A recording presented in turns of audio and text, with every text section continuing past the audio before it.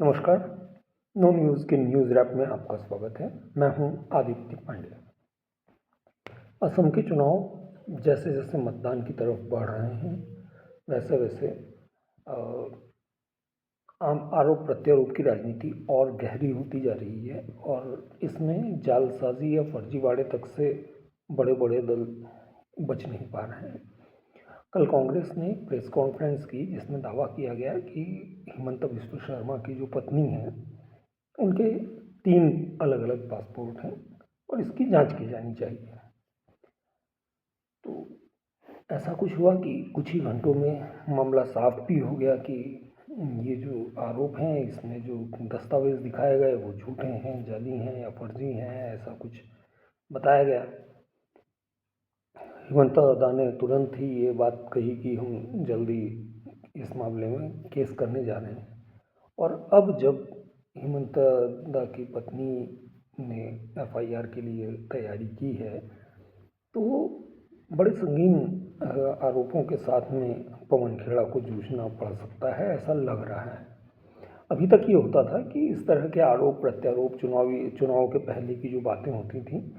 उन पर यदि मान लीजिए कि किसी ने मानहानि का दावा कर भी दिया तो वो कुछ समय बाद जाकर कहीं ना कहीं समझौते की स्थिति में पहुंचते थे और वो समझौता हो जाता था, बात खत्म हो जाती थी। लेकिन जो कल की जो घटना है और जो इसके लिए एफआईआर हो रही है उसमें 335 भारतीय दंड संहिता की 335, 36, 37, 39 जैसी धाराएं लगाई जा रही हैं और ये धाराएं जो हैं ये काफ़ी कड़ी हैं कुछ मामलों में तो, क्योंकि जालसाजी और धोखाधड़ी और इस तरह की चीज़ों को लेके हैं और इसमें एक आध धारा तो ऐसी भी हैं जिनमें अधिकतम 7 साल तक की सज़ा है। तो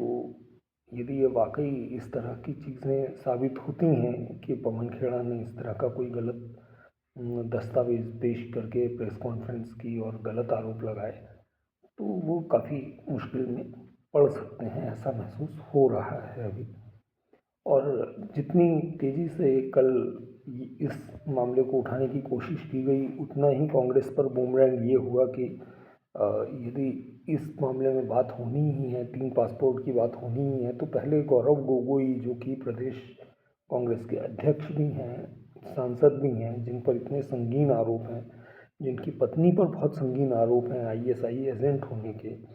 और गौरव गोगोई का पाकिस्तान प्रेम जो है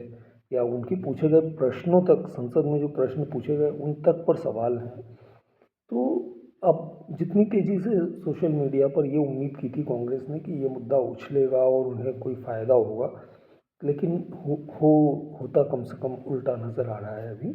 कि बहुत संभव है कि गौरव गोगोई वाला जो मामला है वो ज़्यादा जोर पकड़ जाए, वो ज़्यादा तोड़ पकड़ जाए। तो देखते रहिए